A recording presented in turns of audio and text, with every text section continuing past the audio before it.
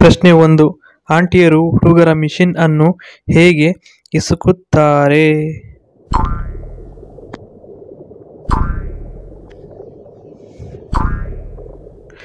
ಮೊದಲು ಮೆಲ್ಲಗೆ ಮುಟ್ಟಿ ನಂತರ ಪೂರ್ತಿಯಾಗಿ ಹಿಡಿಯುತ್ತಾರೆ. ಪ್ರಶ್ನೆ 2. ಎಂತಹ ಹುಡುಗಿಯರು ರಾಡಿನ ರಸವನ್ನು ಕುಡಿಯುತ್ತಾರೆ?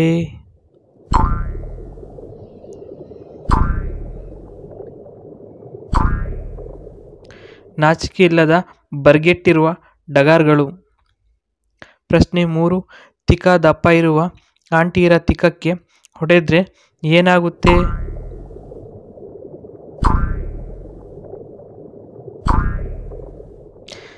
ಚಟ ಬಂದು ಹಾಕಿಸಿಕೊಳ್ಳುವ ಚೂಲ್ ಬರುತ್ತೆ.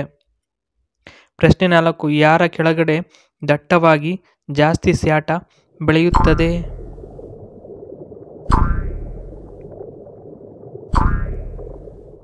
ಅದು ಹುಡುಗಿಯರ ಅಮ್ಮನ ಮೇಲೆ ಅವಲಂಬಿಸಿರುತ್ತೆ. ಪ್ರಶ್ನೆ 5. ಅವರಿಗೆ ಹಾಕಬೇಕಾದ್ರೆ ಏಕೆ ತುಟಿ ಸೀಪಬೇಕು?